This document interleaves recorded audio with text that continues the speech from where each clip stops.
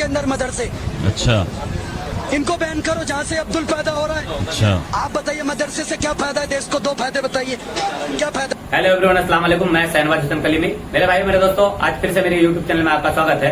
आज मैं इस वीडियो में आपको स्टेप बाय स्टेप दो खबर बताने की कोशिश करूंगा, खास करके हैदराबाद से और यूपी से। ये दोनों खबर बड़ा इंपॉर्टेंट है मेरे भाई मेरे दोस्तों, तो आप लोग इस वीडियो में बने रहिए। मैं सबसे पहले आपको एक वीडियो दिखाना चाहूंगा। ये लड़का कहाँ का है नहीं मालूम, बस इतना पता है कि ये यूपी का है। और आए दिन इनके मुंह में एक माइक लगते ही और सामने कैमरा लगते ही ये मुसलमानों के खिलाफ बना सना बोलने लगते हैं। तो आज मैं इनको करारा जवाब दूंगा। आप वीडियो को पहले इनका देखिए, उसके बाद मैं इनको जवाब देता हूँ। करेगा माथे की चोट है तो माथे पे बैंडेज दो ना। अच्छा। नासूर है इस देश के अंदर मदरसे। अच्छा इनको बैन करो जहाँ से अब्दुल पैदा हो रहा है। अच्छा, आप बताइए मदरसे से क्या फायदा है देश को? दो फायदे बताइए, क्या फायदा है मदरसे से देश को? आपको क्या लगता है? नुकसान बता दीजिए। बिल्कुल मैं नुकसान बताता हूँ। मदरसे में बच्चा पढ़ेगा, क्या बनेगा? मुल्ला बनेगा, मुल्ला मौलवी बनेगा मदरसे में पढ़ के। इस देश को क्या मुल्ला मौलवी की जरूरत है? क्या मदरसों में सिखाते हैं? बिल्कुल। क्या क्या दिखाते हैं और क्या सिखाते हैं? मदरसे के अंदर पढ़ के क्या बनेगा? मुल्ला बनेगा, मौलवी बनेगा, क्या काम आएगा देश के? ये कहते हैं ना हमारा भी देश है, तो स्कूलों में पढ़ो, साइंटिस्ट, डॉक्टर, इंजीनियर बनो। मेरे भाई मेरे दोस्तों, आपने वीडियो देख लिया इनका। तो ये जो है कहाँ का ये जमाल गोटा है मुझे नहीं मालूम, क्यों पैदा हुआ वो भी नहीं मालूम, और कैसे पैदा हुआ वो भी नहीं मालूम। मेरे भाई मेरे दोस्तों, इन्होंने मदरसा के ऊपर बोला और खास करके मुसलमानों के ऊपर बोला। ये हमेशा बोलते रहते हैं किसी न किसी मीडिया पे। मैं तो कहता हूँ कि ऐसे मीडिया को भी मतलब थोड़ा सोच समझ कर वीडियो चलाना चाहिए कि किसी भी अनाप शनाप जो आंडू बांडू कोई भी लड़का हो, उनका मुंह में माइक लगाकर क्या इंटरव्यू चाहते हैं। ये कोई मतलब देश का बड़ा आदमी है, बढ़िया आदमी है जो इनका इंटरव्यू लेने गए? आप क्या सोच कर गए भाई? तो मैं ऐसे मीडिया वाला पर भी सवाल खड़ा करता हूँ कि जो कि किसी भी आंडू पांडू का इंटरव्यू ना ले। और सबसे पहले इन्होंने जो बोला, इनको मैं कहता हूँ कि ये कह रहा था कि मतलब देश को मुल्ला से क्या फायदा है, देश को मौलवियों से क्या फायदा है। तो इस बेवकूफ को नहीं पता, ये तो खैर पढ़ा लिखा है नहीं, बेवकूफ इंसान है। मतलब मुल्लों से और मदरसों से क्या मिलता है? मदरसों से मौलाना अब्दुल कलाम आजाद मिलता है, और मौलाना अब्दुल कलाम आजाद साहब से परमाणु बम मिलता है। मेरे भाइयों मेरे दोस्तों, इन्होंने कहा कि मदरसे से क्या मिलता है, तो मदरसे से ही अल्लामा डॉक्टर इकबाल मिलता है, और अल्लामा डॉक्टर इकबाल साहब से सारे जहां से अच्छा हिंदुस्तान हमारा, हम बुलबुले हैं इसकी, ये गुलसिता हमारा, ये जो राष्ट्रीय गान है ये आप लोग पढ़ते हो, हम भी पढ़ते हैं, और बड़ा हाथ बांध के खड़े रहते हो। तो शर्म नहीं आते उस समय कि ये राष्ट्रीय गान भी लिखने वाला वो मुल्ला ही है, वो मौलवी ही है? मेरे भाइयों मेरे दोस्तों, ऐसे बेवकूफ इंसान पर ज्यादा टाइम खर्च करना अच्छी बात नहीं है। सबसे पहले मैं आपको दूसरे तरफ लेके चलता हूँ।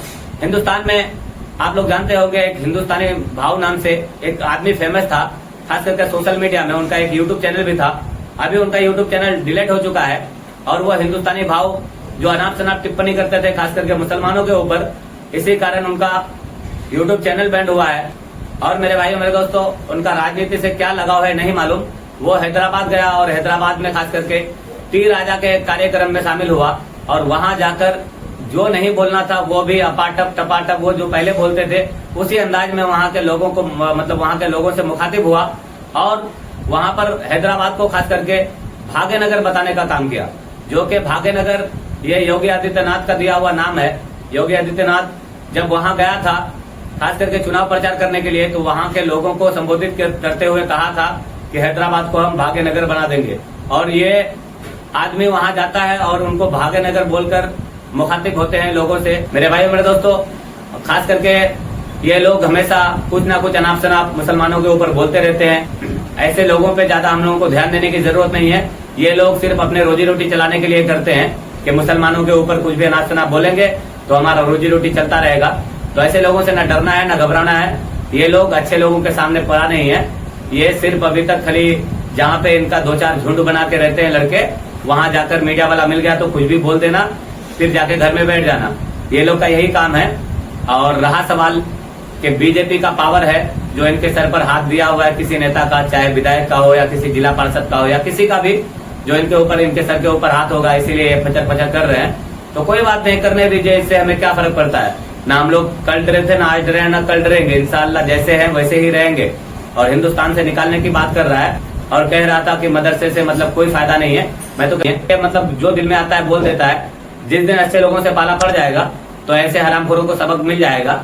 और मेरे भाइयों मेरे दोस्तों, सिर्फ यही नहीं, ऐसे बहुत सारे लड़के हैं, खास करके ये लोग पता नहीं कहाँ पे पैदा हुआ, क्यों पैदा हुआ, क्या करने के लिए पैदा हुआ, देश को नुकसान में लेके जा रहा है, तो इन लोगों को खुद नहीं पता। और ऐसे लोग रोज ही मिलते हैं सोशल मीडिया में, सिर्फ माइक मिलना चाहिए और कैमरा मिलना चाहिए। ये लोग भूखने से मतलब पीछे नहीं हटता, कुत्तों से भी ज्यादा बढ़िया भूखते हैं। कुत्ते भूखते हैं तो मतलब वो थोड़ा कम भूखते हैं, लेकिन उससे ज्यादा ये भूखते हैं। खैर, मैं ज्यादा वीडियो को लंबा नहीं करूंगा। मेरे भाइयों मेरे दोस्तों, खास करके अभी बिहार में जो चल रहा है, राहुल गांधी साहब जो वोटर अधिकार यात्रा को लेकर चल रहे हैं, तो उनके ऊपर जगह जगह केस हो रहे हैं। तो इस मामले में मैं राहुल गांधी साहब के साथ हूं, और इस मामले में खास करके तेजस्वी साहब के साथ हूं।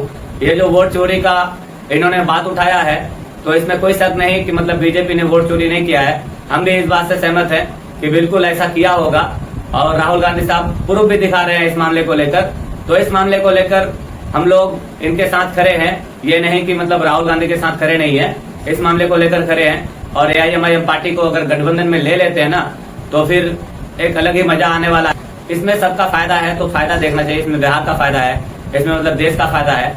लेकिन अगर हमें अकेला छोड़कर लड़ोगे तो हम लोग तो कमजोर है नहीं, हम लोग लड़ेंगे, फिर आप लोगों को नुकसान होगा, हमारा कुछ भी नहीं होने वाला। इसीलिए आप लोगों को एक बेहतर फैसला लेना है, क्योंकि अगर बिहार से बीजेपी को उखाड़ कर फेंकना है तो सबसे पहले आपको AIMIM पार्टी का साथ लेना होगा। तो आज मैं वीडियो को यहीं खत्म करूंगा। अभी के लिए इतना ही। अस्सलाम वालेकुम, खुदा हाफिज।